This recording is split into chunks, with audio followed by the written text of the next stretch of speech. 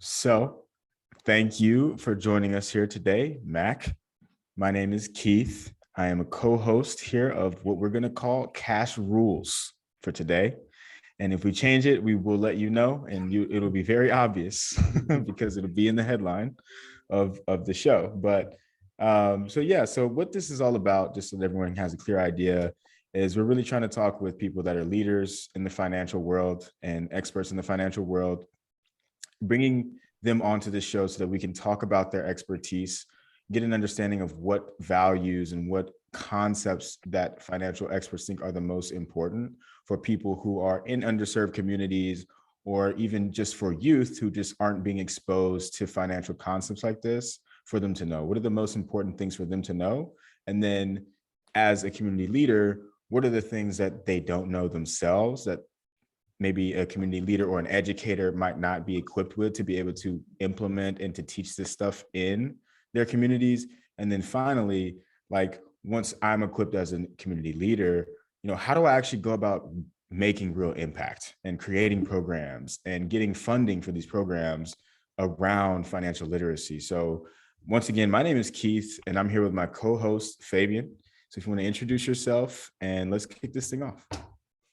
Yo, welcome everyone. Welcome. Glad to see you, Mac. Thank you for being here. It is a pleasure. I hope you're blessed and highly favored as ourselves. We are here today to see the sunrise, and it is beautiful. Welcome.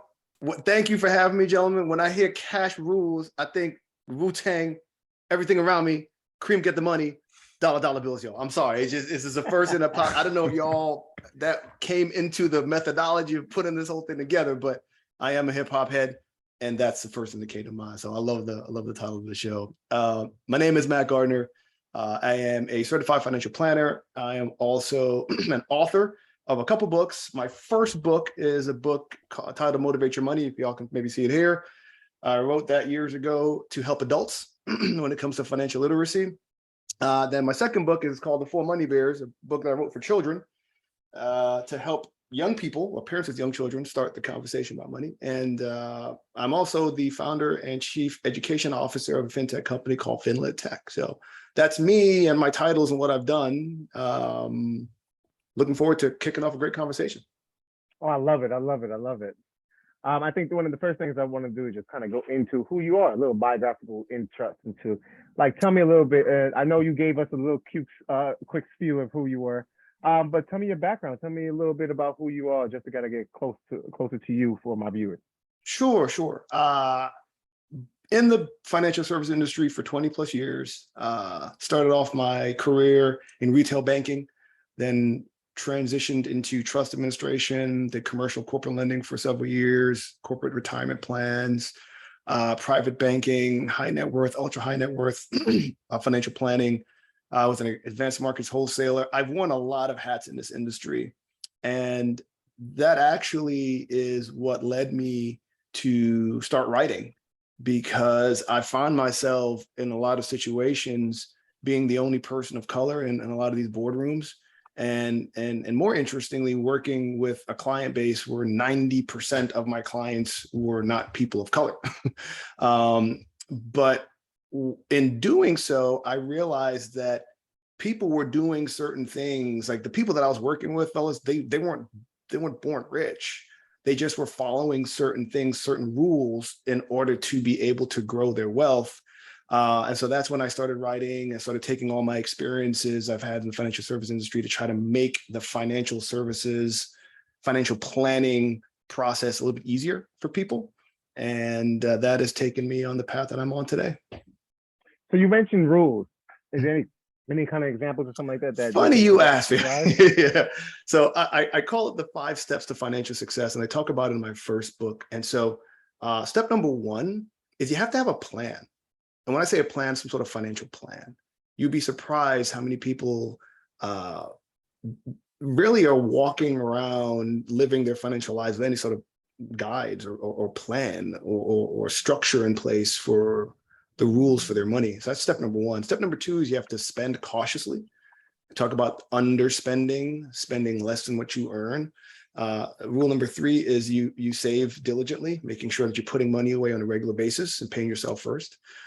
4 is you invest wisely. And a lot of times you may have to work with a financial advisor or someone who understands specific types of investments, but making sure to invest wisely because and inherited risk involved with investing versus saving. And then the last one is to give generously.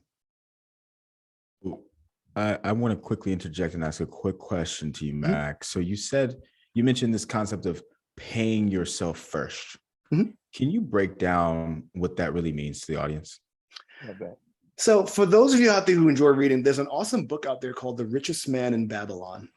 And I love when people smile, because when people smile, they've read it. And he talks about in that book, saving 10% of every dollar you've earned.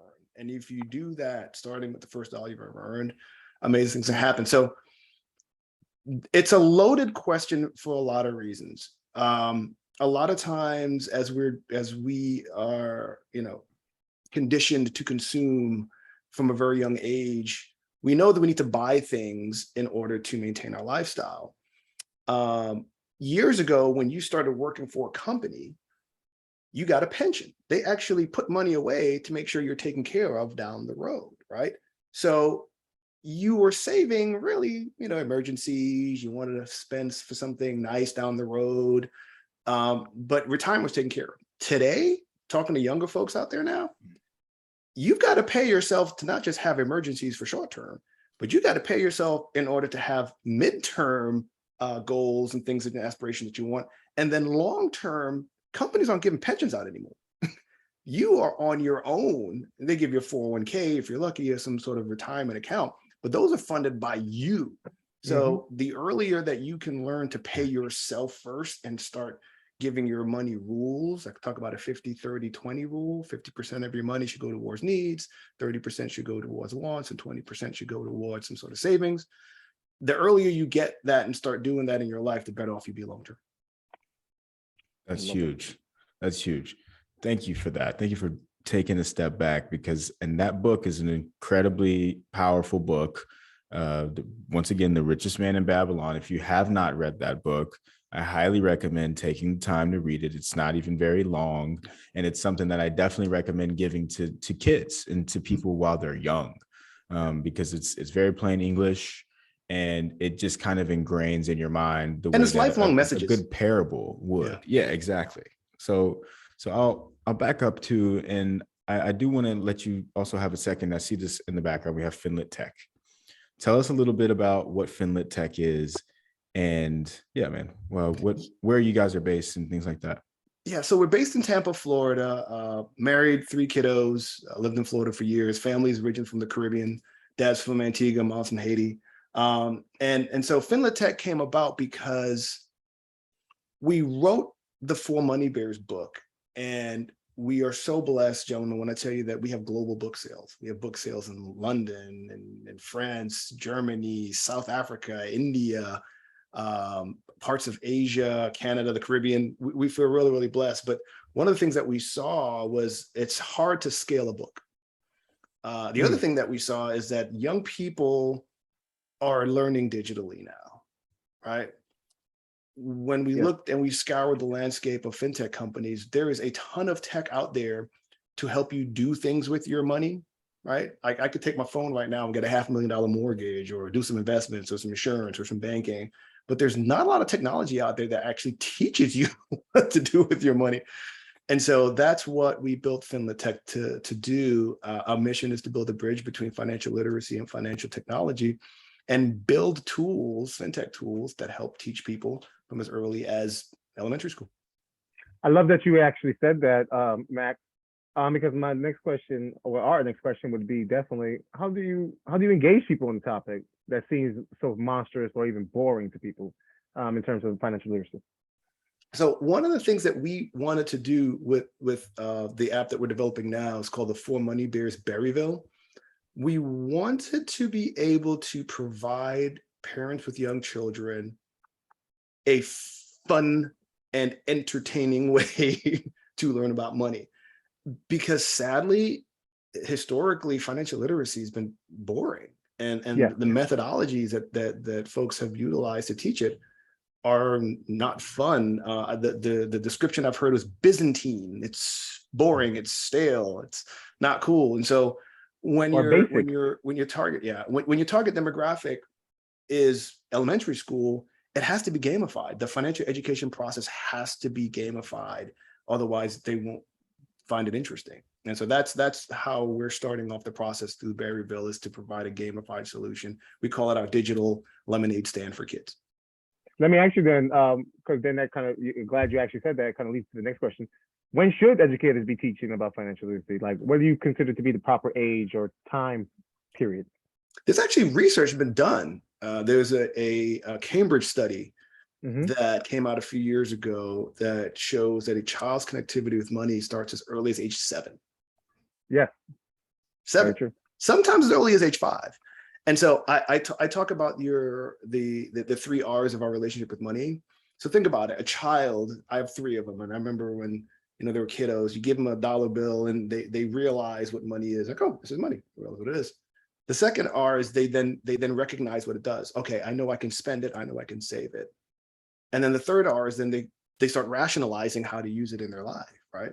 And so the importance of starting that process early, in our opinion, is if you only are aware of 2 of the 4 functions, it's hard for you to rationalize all the great things that money can do for you, right? If all you know to do with money is spend it and save it, and no one tells you earlier, hey, did you know you can actually invest your money?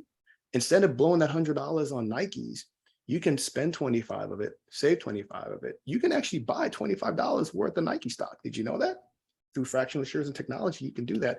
And then you can give the other 25 to someone in need. So that's why we think the importance of starting it early is very high.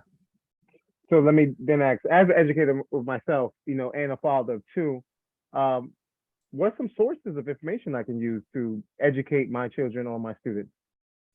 So there's tons of educational sources. And, it's funny you ask that question, because we think that there's a formula. What everyone's trying to get to, gentlemen, is a state of what we call financial wellness, right? We want people to be well with their finances so that all the other aspects of their life, because money is one of those things that's very pervasive.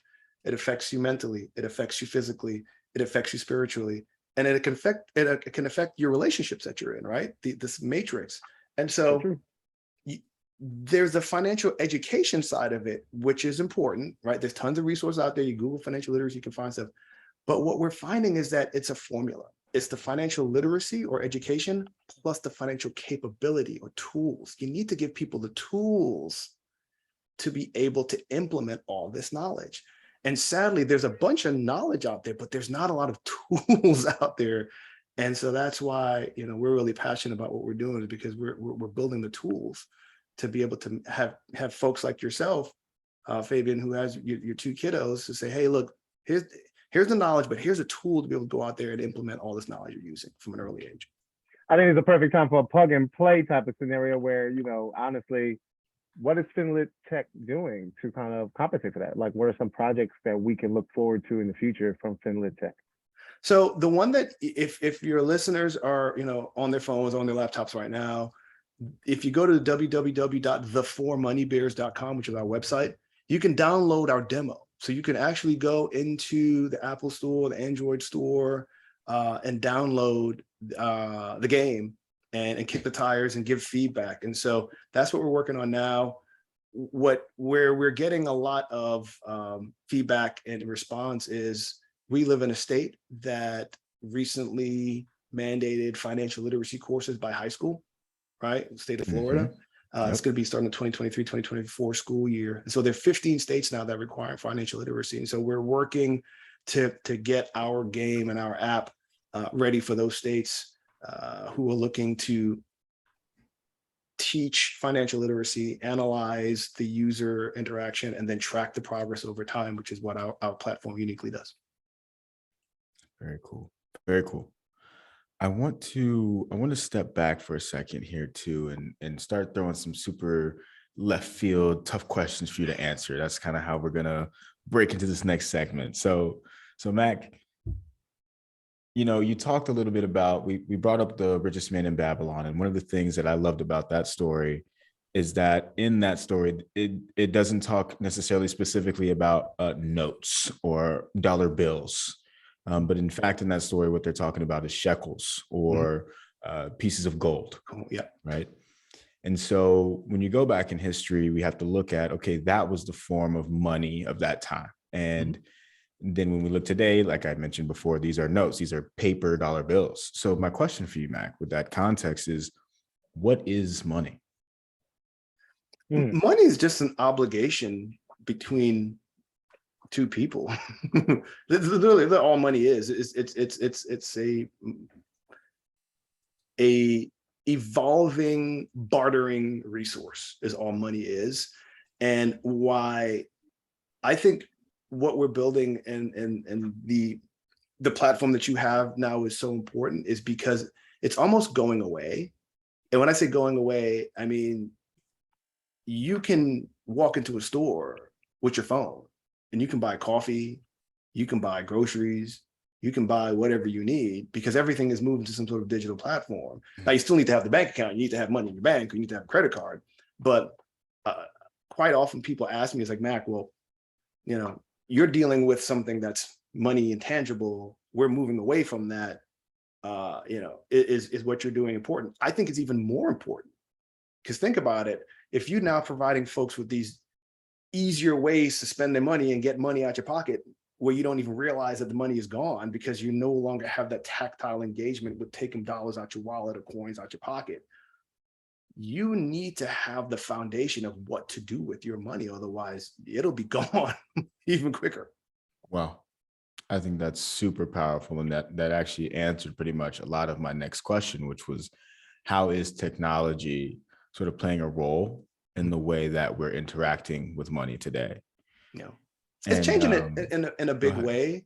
I joke around with people. I say, you know, the day could come where you walk into a store with $100 bill and people will ID you. Think about that. They may ask you for ID because you want to spend $100 bill. Because think about it. Everything that you put on your card or using your phone for is traceable. Right. It's digitally collected somewhere. When you're using cash, no one can trace that. So people will probably start asking, why aren't you using some sort of digital device to pay for your stuff? Who are you trying to hide from? Think about that. I absolutely love it. And I'm trying my best to not get too deep into the conversation around blockchain technology and everything that's happening there. But I do feel like you've led me right up to the point where I have to say something. Sure. And that example that you brought up really just clicked for me, because the way that we will move forward with anything like that technology in the real world is most likely we're going to have some sort of a digital passport system that's on our phone that allows us to connect back into those systems. And kind of like how you said, this may not look any different than what we're used to on Facebook. Oh, you've accumulated some Zuck bucks on your phone just because you're using an app, right? And in reality, maybe that has some sort of a monetary value someday.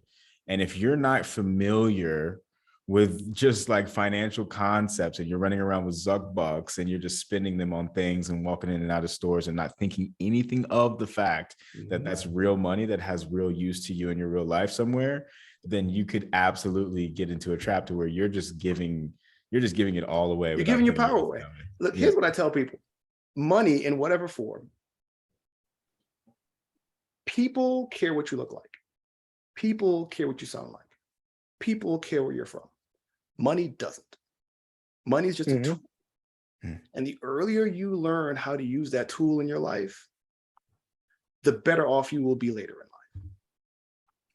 So doesn't matter what the currency is. It could be shekels, it could be euro, it could be dollars, pesos. Money is a tool, but like every tool, you got to learn how to use it. And so that's why, you know, we are so passionate about, and we haven't even talked about, you know, underserved, overlooked communities. Well, that was going to be my next. Gap. Well, that's going to be my next question to you. Actually, was going to be that. How do you look at community development and building ecosystems around financial literacy, around your neighborhood, just in a small spectrum? So, how do I want to couch this? Okay. We know the wealth gap is what it is, right? We know that generational decades, centuries that white America has had over Black America and other communities of color. We know that's the case, right? We cannot undo that. But I've been asked several times what I believe is one of the big things that can actually help close that wealth gap.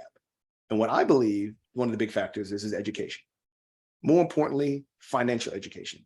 More specifically, early childhood financial literacy or financial education. Here's why. All we are at the end of our days, gentlemen, is a collection of stories. Literally all we are. You hear and share stories going on through your life in your community, in your household, so on and so forth.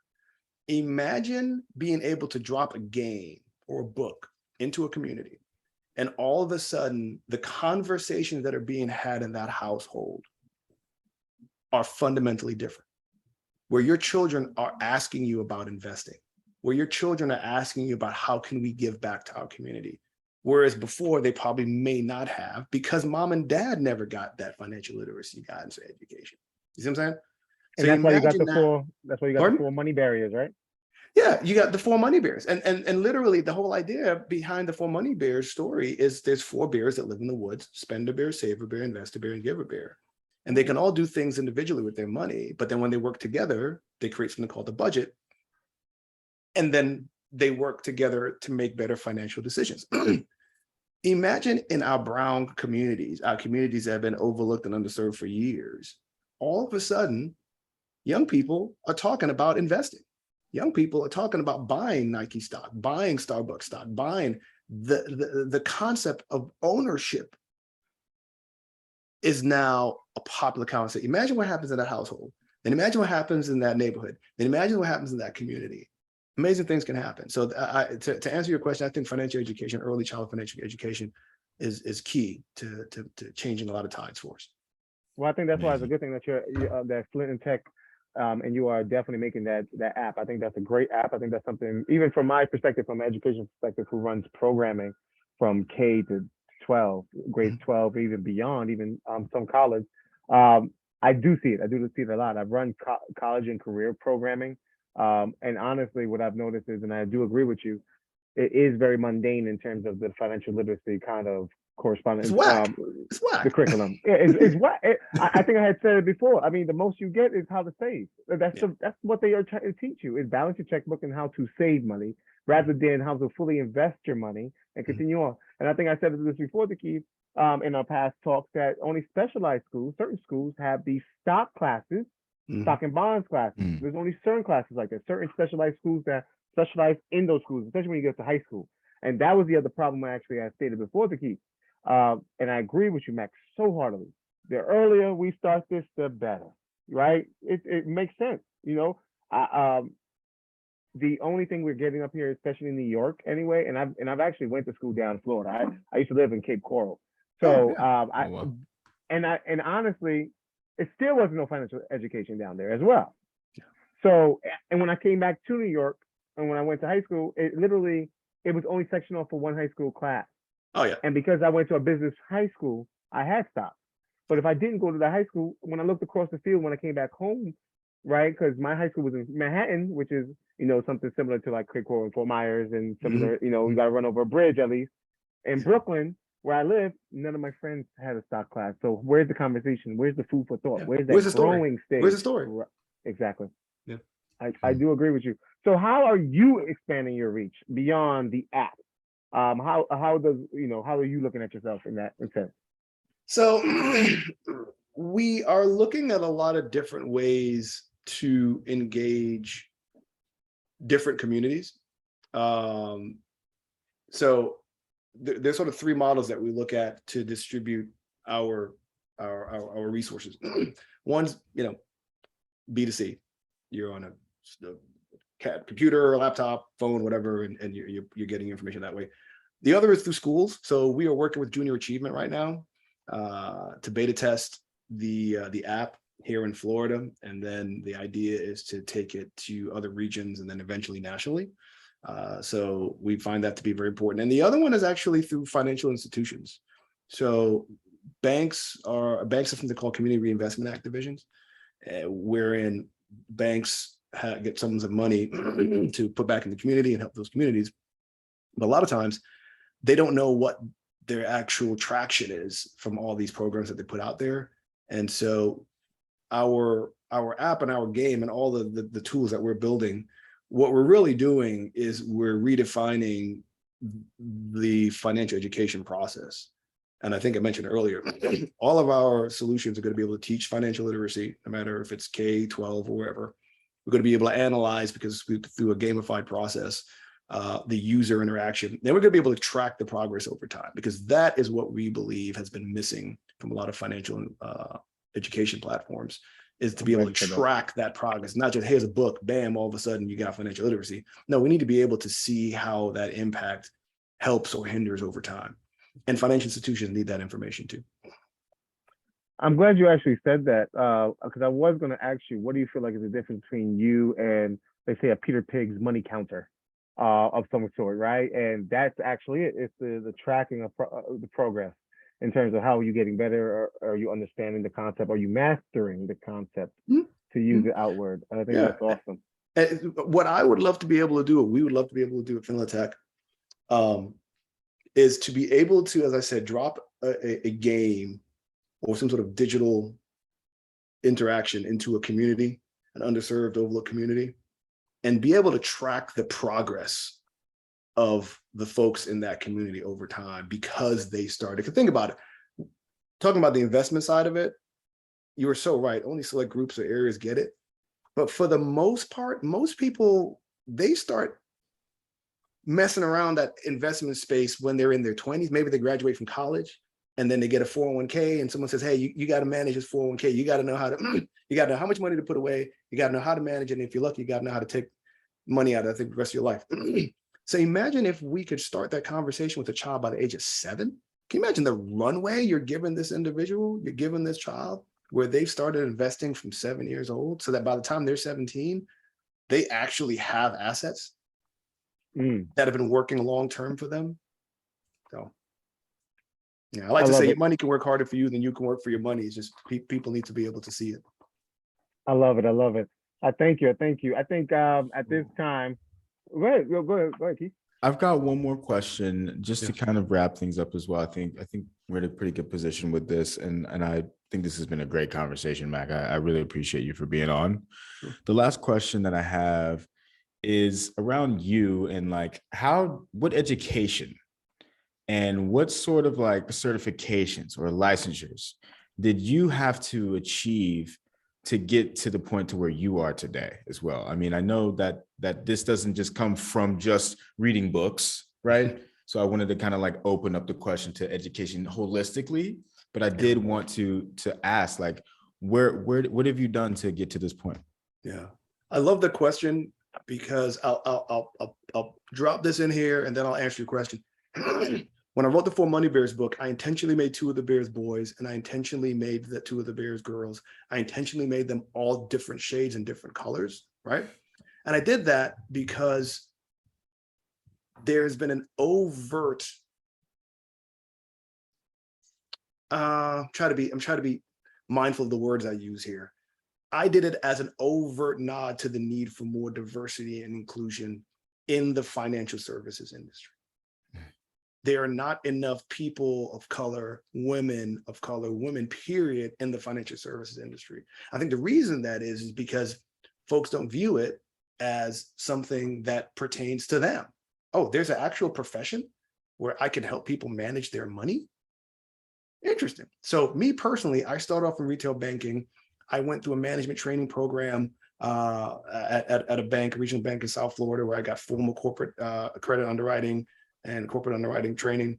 Then I joined the investment side. I got my 766, I got my 24, and then I got my CFP, my CRPS, my CRPC, my CWS. So I have been in this business for 20 plus years. And you're right, there are things that you need to do depending on the type of financial service you want to be able to engage with folks. But I will say this, the industry as a whole, be it investments, insurance, finance, whatever, needs more people of color. And I think that if more people, young people of color, start realizing and focusing how important money is, they'll realize that there's an actual career path for them there too. I do love that, man. That's excellent. I'm going to definitely recommend your book, definitely up here, your books in your game up here in New York, because That's something Keith knows I'm very involved in terms of DEI movement up here in New York City. It is one of the biggest. I champion the idea of being more diverse and inclusive across the board, no matter what your ethnic background or gender preference or etc. it may be. You being in the room is a clear representation of the groups that are underrepresented. It's that voice that needs to be heard. If we had more women in the boardroom, or we had more people of color in the boardroom, we wouldn't have struggles. We wouldn't even have most likely these conversations. Yeah. And the only way to start there is by the education, which I have to ask one more question. Sure. What is your idea of college? And is it because I do have viewers who are sitting here like, hey man, I'm struggling with the idea. Should I go to college, go back to college, finish college, or do I even need college? Man, let me. How long we got on this call, man? That one could last easily. That one could last another hour. But I'll say this when it comes to college. I went to University of Maryland. So I've heard statistics that talk about the financial success possibility of future generations, and one of the big factors is, did their parents go to college? So I've heard lots of statistical stuff that way. Personally, my father went to Howard University for his undergrad. He went to NYU and received his MBA. I think part of the reason why I'm on the path that I am on today, because I grew up in a household watching dad walk in the house with a suit and tie and a briefcase, and he taught me about finance and leverage and assets, liabilities, income, expenses. So I think that's why I am part of a contributing factor as to why I am the career path I'm in today. Is it for everyone? No, it's not for everyone. Depending on what you want to study and what you want to do. If you're in the if you're in the tech side, that space moves so fast. I've had colleagues of mine that say, I wouldn't go to a 4-year degree if I'm studying tech or IT and like that, because by the time you start and you're done, so much things have changed. So it really depends on what you want to do and what you want to accomplish. I know people that are tradesmen that make way more money than people who have literally gone to their 4-year degree and gone to law school and are way saddled with debt and, in a bad situation. So, it depends on what you want to study, and it depends on the person. I'm glad you kind of said that. That kind of spearheads me into the next segment, a scenario-based kind of thing, if you don't mind. I know usually we would like to have viewers kind of comment in and ask a question or two about, what they can do to possibly help their financial status, or, how they can start from. But if I can give you a scenario in terms of a college student in need of a credit card, right? Has horrible credit, or feels like they have horrible credit of some sort. What kind of advice do you have with a student who's scared to opening up their first credit card? I think a lot of times what people fear is fear itself. I think once folks are educated as to how to use a tool, credit in itself is not a bad thing. It's like a spoon in itself is not a bad thing. Spoon's big enough and sharp enough, you can do bad things with it, right? So it's just a tool. And so I words of advice when it comes to credit: if you can't pay off the bill relatively quickly, probably not the best thing to have. Don't take or get access to too much credit, more than you may need. And typically it's for emergency situations. Something happens to your car, something may happen that you may need to put something on some sort of financial tool so that you can pay it off over time. That thing. Don't go out there, spend on a bunch of clothes and trips and stuff that because you're in essence paying a financial institution. And if you're a young person, you're going to be paying them a pretty high price, sometimes north of 15, 20, sometimes even 30% on the money. And if people realize how much that really is over time, if you don't pay it off those balance short term, you're putting yourself in a really bad situation. So it's really understanding what the tool can do for you. And once you understand how it works, you shouldn't be afraid of it at all. Amazing. Cool.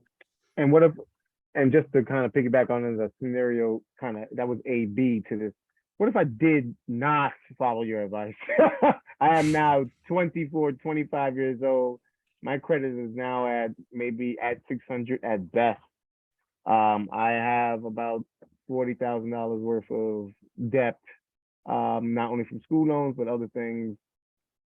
But I'm trying to invest. I want to invest, right? But obviously, money is kind of short.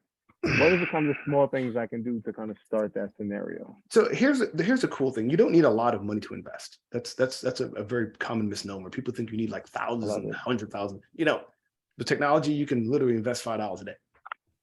Literally $5 a day. Tell us a little bit about some of those technologies too.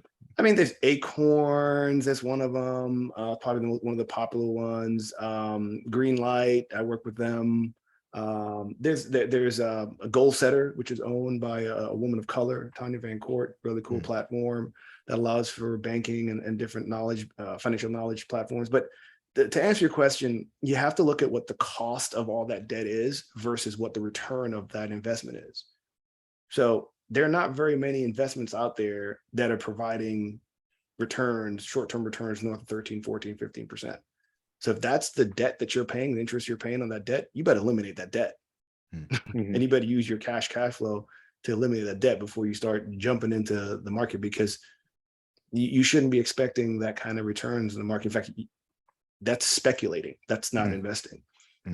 Historically, when you want to start seeing double-digit returns in the market, you have been invested for at least 10 years. That's just fact. Love it, man. Love it. Fabyan, you want to go in? No, those are excellent. I love the scenario answer. That was perfect for me. Do you want to go into rapid rounds? How you feeling, Keith? Yeah, I mean, I definitely would ask a couple of quick questions. I think really, I guess, real quick, Mac, what's your favorite book that you would recommend, or just your favorite book that you've ever read? Doesn't have to be related at all. Outside of my own book? Outside of your own book. Good statement. Good statement. No, I do. There's a couple. The Four Agreements is a great one. It's more of a philosophical book. I like it a lot. There's The Richest Man in Babylon. I mentioned that. I'm also a fan of Malcolm Gladwell and all of his books. He writes really, really good stuff. So that's what I say.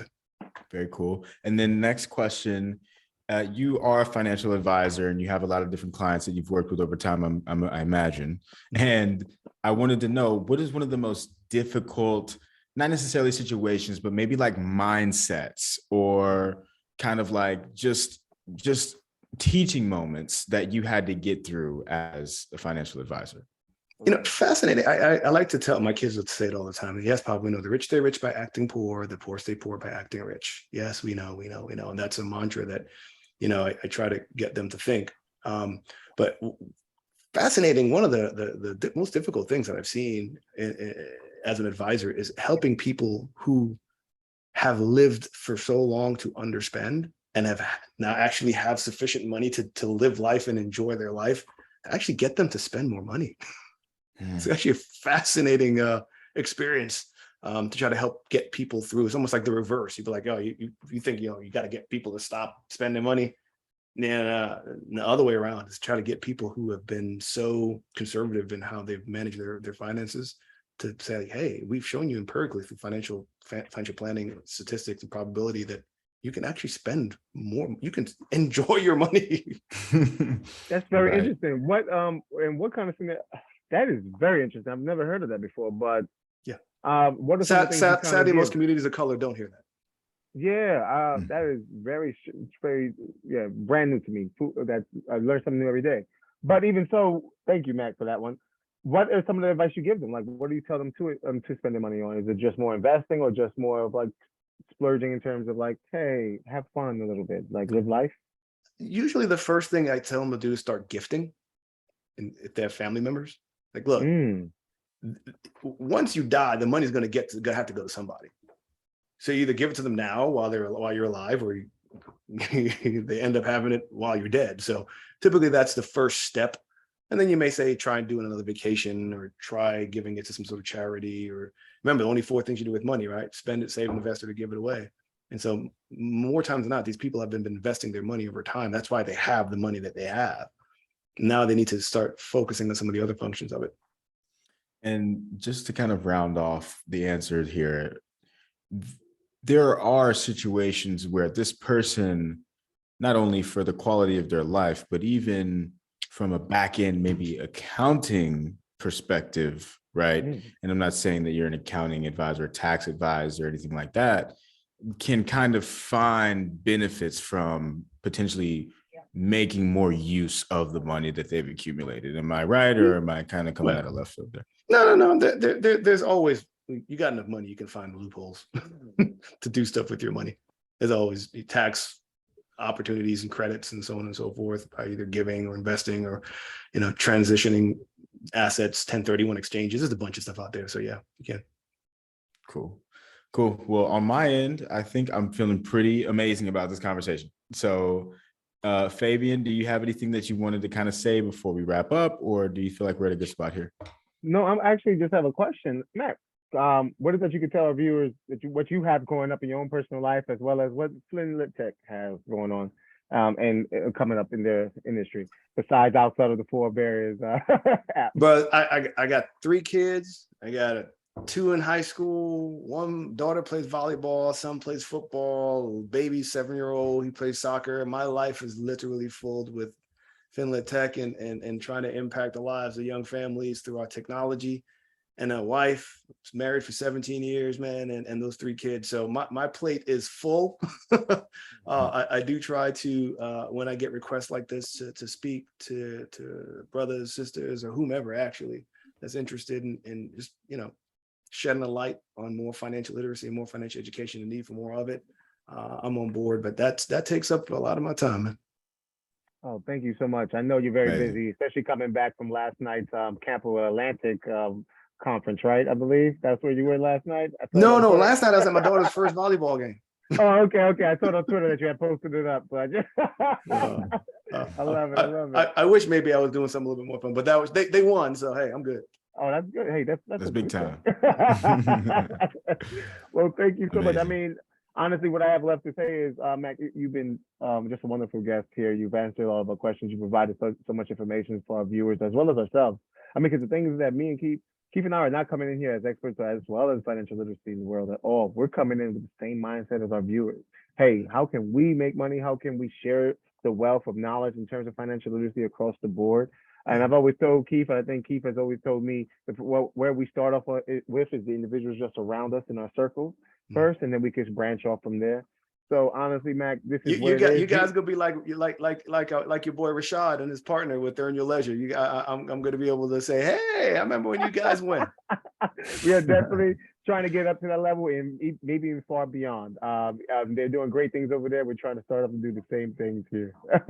Well, thank you so much, Mac. I appreciate Thank you all for man. having me. Look at the financial life journey is a long one, fellas. It's a long one, and your viewers are fortunate to have folks like you to bring great ideas to them. And as I like to say to everybody, man, the journey continues. Thank you so much, Mac. Take care. Have a good one. Appreciate it. Peace. All right.